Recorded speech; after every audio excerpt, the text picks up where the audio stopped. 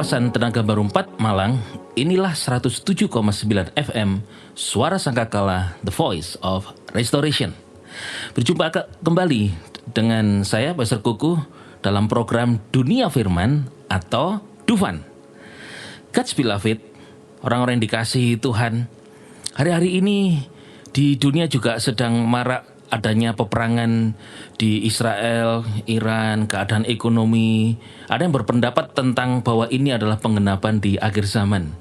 Bahkan juga bermunculan orang-orang yang mengisi di dunia sosial media tentang profesai nubuatan yang terjadi. Saya mau mengajak God's Beloved untuk kita mengerti, memahami apa yang ada di dalam Bible tentang nubuatan atau profesai. Di dunia firman ini kami akan bahas tentang prophesy atau nubuatan. Apa sih prophesy itu? Prophesy itu adalah a statement that says what is going to happen in the future.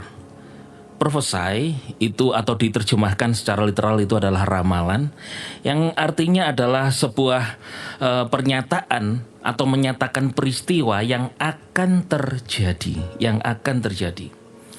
God's Beloved, kita tahu bahwa di dalam Bible, hampir semua di Perjanjian Lama itu adalah banyak sekali pesan firman Tuhan yang disampaikan oleh para nabi, orang-orang yang diurapi, yang dipercaya untuk menyampaikan apa yang akan terjadi khususnya kepada terhadap bangsa Israel.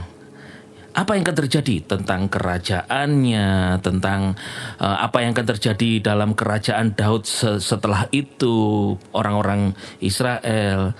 Nah, itu adalah nubuatan tentang kedatangan Yesus, tentang kelahirannya, kematiannya, kenaikan ke surga, kedatangannya, dan semuanya banyak yang terjadi.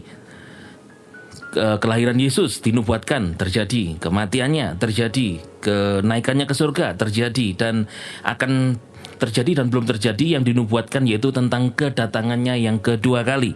Nah, tentunya ini adalah pesan Tuhan, apa yang Tuhan sedang rencanakan dan pasti terjadi. Inilah nubuatan-nubuatan dan banyak nubuatan-nubuatan yang akan terjadi untuk bangsa Israel, pemulihan dan seterusnya tentang dunia ini. Nah, itu yang ada di dalam Bible. Apa yang dituliskan di dalam Perjanjian Baru tentang nubuatan ini? Nah, apa relate-nya dengan kita? Di 1 Korintus 14 ayat yang ketiga sampai ayat yang keempat, siapa yang bernubuat, ia berbicara kepada manusia. Ia menguatkan, menasehati, dan menghibur. Nah, tentu saudara, kita seringkali terfokus kepada nubuatan, peristiwa akhir zaman, peperangan, gempa bumi, ekonomi, tentang kedatangan Tuhan.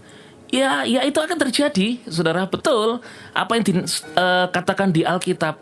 Tapi kita melihat firman Tuhan, siapa yang bernubuat, firman Tuhan katakan, ia berbicara kepada manusia.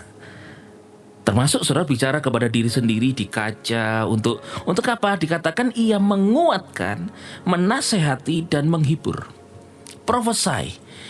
Saudara, kalau engkau menangkap firman Tuhan, mengerti firman Tuhan, engkau imani, engkau percayai, engkau perkatakan, lalu engkau sedang perkatakan, bukankah engkau sedang bernubuat? Adakah saudara yang sedang lemah? Di sini dikatakan ia menguatkan. Kalau saudara lemah, kenapa tidak menubuati diri sendiri?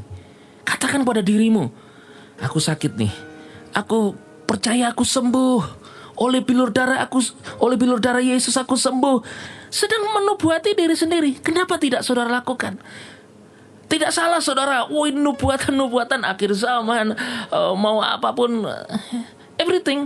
Tetapi ingatlah, firman Tuhan berkata, siapa yang berbicara kepada manusia, ia menguatkan, menasihati, menghibur, itu dikatakan bernubuat. Ayolah, kita pelaku firman Tuhan. Ketika saudara lemah, lalu ada saudara kita yang lemah, saudara sedang mendoakan, kami percaya Tuhan gereja ini akan begini-begini. Berdoa untuk jemaatmu, untuk si A, si B. Tolong Tuhan, terbukalah jalan bagimu. Engkau sedang bernubuat. Janganlah menjadi sebuah nubuatan itu menjadi sebuah yang wow. memang itu benar, tapi kenapa itu tidak engkau praktekkan, aplikasikan dalam hidupmu? Hari ini sedang hadapi apa, saudara? Ya, dunia akan berkata, tahun 2025 bagaimana nih? Akhir tahun 2024, apa yang terjadi? Mungkin firman Tuhan, saudara berkata, ini akan terjadi begini-begini. Ayo saudara, Christ in you, Kristus ada di dalam saudara, Roh Kudus di dalammu. Apa yang kau hadapi hari ini? Kenapa engkau tidak menubuatkan diri saudara sendiri? Saudara tahu Yesus adalah jalan. Yesus adalah jalan. Aku adalah pintu, I am the door. Adakah jalan-jalan yang tertutup? Ekonomi saudara sedang tertutup. Jalan buntu untuk masalah atau tentang keluarga saudara. Yesus jawabannya. Ketika saudara melihat Yesus adalah pintu, wah, semua jalan tertutup. Kenapa engkau tidak menubuati dirimu sendiri? Misalnya berbicara di depan kaca. Jalan tertutup ya bagimu. Ada Yesus mengasihimu. Tunjuk diri saudara sendiri di depan kaca.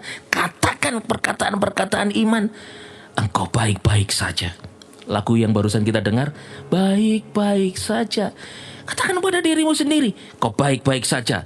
Ada jalan terbuka untukmu. Tidak ada yang mustahil. Yesus besertamu. Lakukanlah firman Tuhan ini. Nubuati untuk diri saudara sendiri.